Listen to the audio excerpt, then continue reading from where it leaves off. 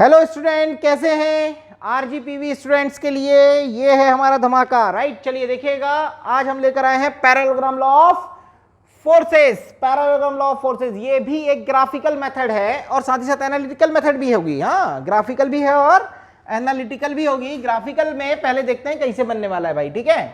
चलिए, हमने मान लिया कि हमारे पास दो फोर्सेज हैं, F1 और F2।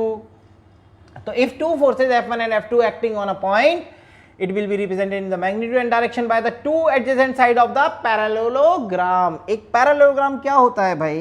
पैरेललोग्राम क्या होता है? क्या आप लोग जानते हैं पैरेललोग्राम? क्या आप लोग पैरेललोग्राम जानते हैं? यस, ये है आपका क्या पैरेललोग्राम। ये आपका पैरेललोग्राम है। अगर किसी भी पैरेललोग्राम में दो एडजेसेंट साइड्स, एडजेसेंट साइड मतलब जुड़ी हुई, ये पहली साइड, ये दूसरी साइड, ये, समझे भाई? तो ये दोनों साइड्स की अगर हम लोग बात करें तो ये किन्हीं दो फोर्सेस को रिप्रेजेंट कर रही हैं। मतलब ये एक फोर्स है F1, ये एक फोर्स है F2, राइट। तो बोला क्या जा रहा है, then their resultant is represented both in the magnitude and direction by the diagonal of the parallelogram which passes through the point of intersection of two sides. Yes, ये जो इसका डायगोनल होगा, ये जो इसका डायगोनल होगा, ये डायगोनल रिप्रेजेंट करेगा किसको?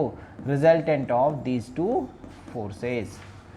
बिल्कुल वैसा ही है, बिल्कुल वैसा ही है जैसा कि हमने ट्रायंगल लॉ में देखा था। कोई ज़्यादा इसमें होशियारी नहीं देखनी है, ज़्यादा कुछ दिमाग नहीं लगाना है। अगर आप ध्यान से देखें तो एक बात बस ध्यान रखिएगा, वेक्टर्स को हम पैरेलली शिफ्ट कर सकते हैं। मतलब अगर ये हमारा F1 है तो ये भी हमारा F1 ही होगा, और ये अगर F2 है तो ये भी हमारा F2 ही होगा, राइट। तो इस तरीके से अगर हम लोग देखें तो ये हमारा पैरेललोग्राम लॉ ऑफ फोर्सेस होता है। पैरेललोग्राम लॉ ऑफ फोर्सेस का ये स्टेटमेंट था। ये डायगोनल, ये हमने जो रिप्रेजेंट किया है, ये है उसका ग्राफिकल मेथड। मतलब OA से हमने एक को रिप्रेजेंट किया, राइट, F1 को रिप्रेजेंट किया, AB से हमने दूसरे को रिप्रेजेंट किया। ये हमने ट्रायंगल लॉ में भी किया था। अब इसी को हमने पैरेलली यहाँ पे शिफ्ट कर दिया, तो जो हमारा OC होगा वही हमारा AB भी होगा। मतलब OC and AB, these two are equal.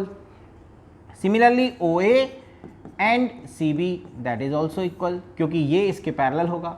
तो बस सिंपली अगर हम लोग देखें तो जो डायगोनल हमें मिल गया है वो रिजल्टेंट है। तो किसी भी पैरेललोग्राम में दो एडजेसेंट साइड्स अगर दो फोर्सेस को रिप्रेजेंट कर रही हैं तो उनके दोनों के जो साइड्स का इंटरसेक्शन वाले जो पॉइंट्स हैं उनसे पास होने वाले डायगोनल जो है वो रिजल्टेंट को रिप्रेजेंट करेगा, मतलब उनके परिणामी को बताएगा। क्या आप सभी को ये समझ में आ गया? अब देखने जा रहे हैं इसकी एनालिटिकल मेथड। पैरेललोग्राम पूरा स्टेटमेंट वही है, सब कुछ वही है, बस इसकी एनालिटिकल मेथड है। कैसे होगी जरा देखना भाई। दो फोर्सेस हैं, पहला फोर्स कौन है? F1, बहुत बढ़िया, हमने F1 को रिप्रेजेंट कर दिया। दूसरा फोर्स कौन सा है? F2, ये हमारा F2 हो गया, वेरी गुड। अब हमने क्या बोला बेटा कि पैरेलली हम इसको क्या कर सकते हैं? शिफ्ट कर सकते हैं। तो हमने क्या किया, इस F1 को पैरेलली शिफ्ट कर दिया। कहाँ शिफ्ट किया? यहाँ। और इस F2 को क्या किया? इस F2 को भी हमने पैरेलली शिफ्ट कर दिया। कहाँ? यहाँ। जैसे ही हमने इनको पैरेलली शिफ्ट किया तो बताओ क्या बन गया? जैसे ही हमने पैरेलली शिफ्ट किया तो बताओ क्या बन गया? Parallelogram, parallelogram. अब ये वाला रिप्रेजेंट कर रहा है किसको? F2 को। ये वाला रिप्रेजेंट किसको कर रहा है? F1 को। ठीक। और सर आपने बोला था अभी थोड़ी देर पहले ही कि ये डायगोनल होगा, तो बिल्कुल सही बात है बेटा, ये डायगोनल होगा और ये डायगोनल हमारा क्या बताएगा? रिजल्टेंट। अब हमें एनालिटिकल अप्रोच लगानी है, मतलब फार्मूला ड्राइव करना है। अब हमने क्या किया, इसको थोड़ा सा एक्सटेंड किया और यहाँ पर एक परपेंडिकुलर ड्रॉ किया। आप समझिएगा, इस पे एक परपेंडिकुलर ड्रॉ किया। अगर ये एंगल थीटा है तो डेफिनेटली ये एंगल भी थीटा होगा, क्योंकि ये पैरेलली यहाँ आया है। तो जो एंगल बिटवीन देम है वो कैसा होना चाहिए बेटा? सेम होना चाहिए। तो ये एंगल भी थीटा होगा। आपको पता है कि किसी भी वेक्टर को हम उसके म्यूचुअली परपेंडिकुलर दो कंपोनेंट्स में रिजॉल्व कर सकते हैं। यानी इस F2 को अगर मैं रिजॉल्व करने गया तो यहां से यहां तक, इस पॉइंट को मैंने नाम दे दिया, इस AD को जो रिप्रेजेंट कर रहा है वो कर रहा है कितना?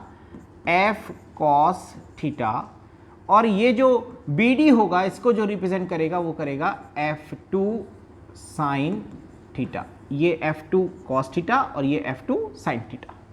ठीक, अब हमें निकालना क्या है, तो हमें रिजल्टेंट निकालना है। तो यार एक जरा देखो ध्यान से, ये वाले डायग्राम को देखना आप लोग, हाँ ये वाले डायग्राम को। ये कौन है R, ये कौन है O, ये कौन है D, ये कौन है B, ये यहां कहीं एक पॉइंट होगा A। अब जरा ध्यान से देखो ये कितना रिप्रेजेंट करा जा रहा है, तो ये है बेटा F2 साइन थीटा, यहां से यहां तक ये लेंथ कितनी है, तो ये F2 कॉस थीटा, और ये लेंथ होगी हमारी F1। अब हमें रिजल्टेंट फाइंड करना है। जरा ध्यान से देखो, ये राइट एंगल ट्राइंगल है, बोलो हाँ या ना, अरे बोलो। तो यहां क्या लिखेंगे अपन, in right angle triangle, in right angle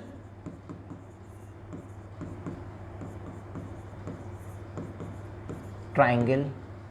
कौन सा ट्राइंगल है, ए डी, सॉरी ए नहीं, O D B. In right angle triangle O D B में अगर मैं देखूं तो क्या दिख रहा है मुझे, क्या दिख रहा है मुझे, अरे मिट जा भाई, अरे मिट जा, हाँ। In right angle triangle O D B में मुझे क्या दिख रहा है, तो मैं पाइथागोरस थ्योरम लगा सकता हूं। According to Pythagoras theorem, hypotenuse का स्क्वायर मतलब कर्ण का वर्ग बराबर हो जाएगा लंब का वर्ग धन आधार का वर्ग, मतलब बेस का स्क्वायर प्लस परपेंडिकुलर का स्क्वायर। तो बेस और परपेंडिकुलर BD का स्क्वायर प्लस OD का स्क्वायर। OB का स्क्वायर मतलब कौन है, ये R है, इसको हमने R से रिप्रेजेंट किया तो ये R का स्क्वायर हो गया। BD को हमने क्या लिखा है, तो ये लिखा है F2 साइन थीटा, तो इसका होल स्क्वायर हो जाएगा। OD को हम क्या लिख सकते हैं, तो OD को हम लिख सकते हैं OE plus OA plus AD, लिख सकते हैं। यहाँ मैं लिख दे रहा हूँ, चूंकि OD बराबर है OA प्लस AD, ठीक है भाई। तो इस हिसाब से अगर हम देखें तो ये बन जाएगा R स्क्वायर बराबर F2 का स्क्वायर साइन स्क्वायर थीटा और प्लस OA किसकी बेटा, OA किसके बराबर है, F1 के बराबर है। OA किसके बराबर है, F1 के बराबर दिख रहा है आपको, ये OA किसके बराबर है, F1 के बराबर है। और AD किसके बराबर है, तो F2 कॉस थीटा के बराबर है, इसका होल स्क्वायर। जरा ध्यान से देखो इसको, क्या हम इसको A प्लस बी का होल स्क्वायर पढ़ सकते हैं, क्या ये A प्लस बी का होल स्क्वायर है, तो यस सर। कितना होता है बेटा, A square plus B square plus 2AB, right. तो हमने यहाँ पे इसको इस फॉर्मूले से ओपन कर लिया, तो ये क्या बन जाएगा हमारे पास, ये क्या बन जाएगा हमारे पास, this will be R square is equals to F2 का square sine square theta plus F1 का स्क्वायर प्लस F2 का square cos square theta plus twice of F1 F2 cos theta.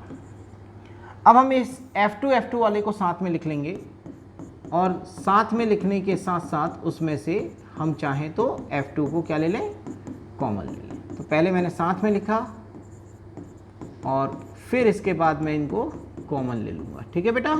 बिल्कुल स्टेप बाय स्टेप करना है, बिल्कुल घबराने की ज़रूरत नहीं है। फर्स्ट ईयर के स्टूडेंट हैं आप लोग, आई नो दैट। तो R बराबर क्या हो जाएगा बेटा, F1 का स्क्वायर प्लस, अब यहाँ से मैंने F2 का स्क्वायर कॉमन ले लिया, तो यहाँ क्या बचेगा, यहाँ बचेगा साइन स्क्वायर थीटा और यहाँ बचेगा cos square theta plus twice of F1 F2 cos theta. अब आपको क्या दिख रहा है, वी नो दैट, क्या पता है तुम्हें, तुमको पता क्या है कि sine square theta plus cos square theta that is equals to 1। तो अगर ये 1 के बराबर होगा तो यहाँ से अगर हम देखें तो R स्क्वायर बराबर कितना जाएगा बेटा, F1 का स्क्वायर प्लस F2 का square plus twice of F1 F2 cos theta. यहाँ से स्क्वायर हटेगा तो यहाँ पूरे पे क्या लग जाएगा बेटा, अंडर रूट। तो हमारे पास जो रिजल्टेंट आ गया वो आ गया F1 का स्क्वायर प्लस F2 का square plus 2 times of F1 F2 cos theta. Now this is the resultant, this is the resultant. आपको याद होगा इससे पहले जब मैं क्वेश्चन सॉल्व कर रहा था तो मैंने यही फार्मूला यूज़ किया था, F1 का स्क्वायर प्लस F2 का square plus twice of F1 F2 का इनटू कॉस थीटा। ये हमने जब ट्रायंगल लॉ देखा था उसका, जब मैंने एनालिटिकली सॉल्व कर दिया था वैल्यूज़ को लेकर, तो हमने ये देखा था। अब इसी में आपसे पूछा जा सकता है कि डायरेक्शन ऑफ रिजल्टेंट क्या होगा। ये जो हमने निकाला है ये डायरेक्शन नहीं है, ये डायरेक्शन नहीं है, ये बात आपको याद रखनी है, वो डायरेक्शन नहीं है। ये क्या है? This is the magnitude, this is the magnitude of resultant. ये जो हमने निकाला है अभी ये है मैग्नीट्यूड, क्योंकि किसी भी अब भाई फोर्स कौन है? वेक्टर क्वांटिटी है, तो फोर्स में मैग्नीट्यूड होगा और डायरेक्शन होगा।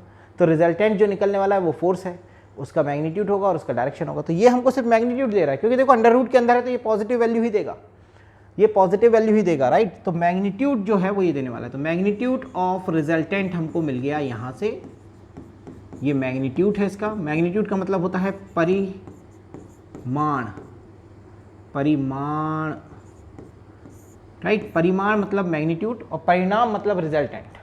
तो ये परिणाम है, परिमाण है परिणाम का ठीक है, ठीक है भाई, है ना। तो परिमाण मतलब क्या होता है?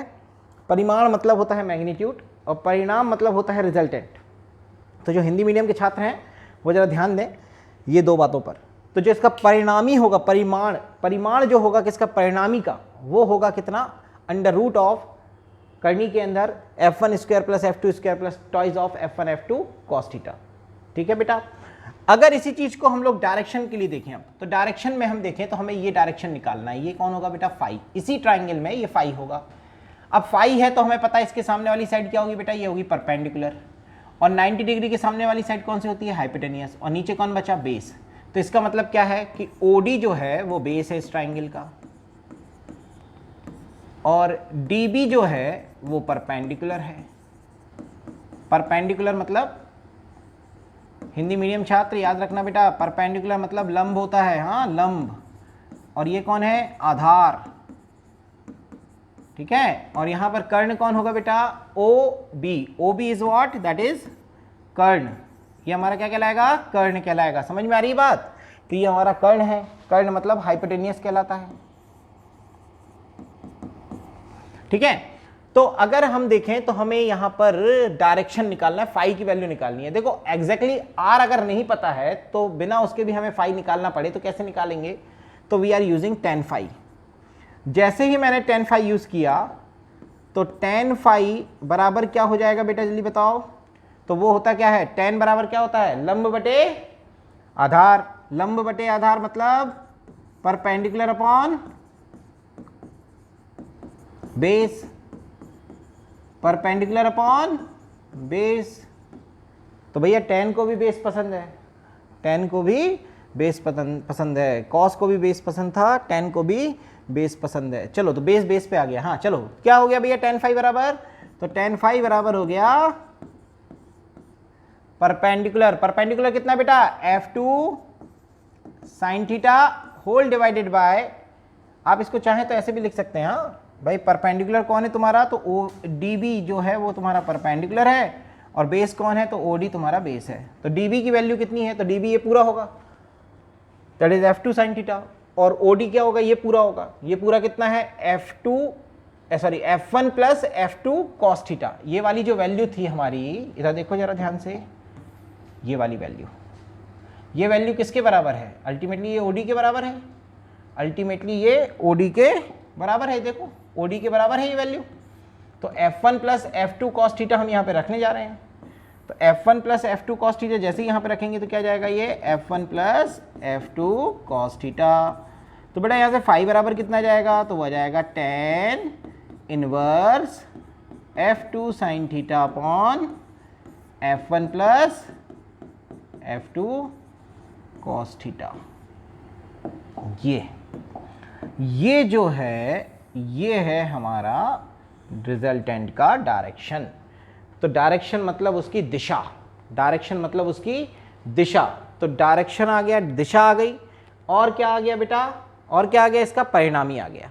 तो याद रखना अगर दो कॉन्करेंट फोर्सेस हैं, if there are two concurrent forces we are applying the parallelogram law of forces. और पैरेललोग्राम लॉ ऑफ फोर्सेस हमारा क्या देता है?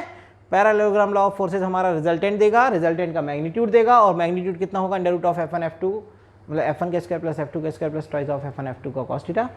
और यहाँ पर आ जाएगा phi that is equal to tan inverse f2 sin theta upon f1 plus f2 cos theta. इस तरीके से हम लोग रिजल्टेंट को फाइंड कर सकते हैं। ये पूरा का पूरा आप एक बार में लेकर इसका स्क्रीनशॉट लेकर और अच्छे से क्या कर सकते हो, देख सकते हो, राइट। तो ये पूरा का पूरा हमारा डेरिवेशन है। आप इसको बड़े आराम से देखिएगा, घर पर बार बार देखिए वीडियो को। नहीं समझ में आ रहा है तो आप हमें कमेंट्स करिए, हम आपके लिए लाइव सेशन भी लेकर जाएंगे। एग्ज़ाम के 2 दिन पहले 3 दिन पहले जब भी बोलोगे हम लाइव पढ़ा देंगे आपको। पर प्लीज़ RGPV स्टूडेंट्स ज़्यादा से ज़्यादा लोगों तक ये बात पहुँचाइए कि हम लाइव आकर 3 दिन पहले पढ़ा देंगे, ओवरनाइट स्टडी करा देंगे, और क्या चाहिए तुम्हें यार, ठीक है। चलो वेरी गुड। तो ज्वाइन करिए, हमारे चैनल को सब्सक्राइब करिए और हमारे इस बैच को ज्वाइन करिए। फ्री ऑफ कॉस्ट है, कोई पैसे नहीं लगने हैं। और ज़्यादा से ज़्यादा सब्सक्राइब आपके जो फ्रेंड्स हैं उनको बोलिए, करिए, लाइक करिए और वॉच करिए, व्यू बढ़ाइए। Thank you.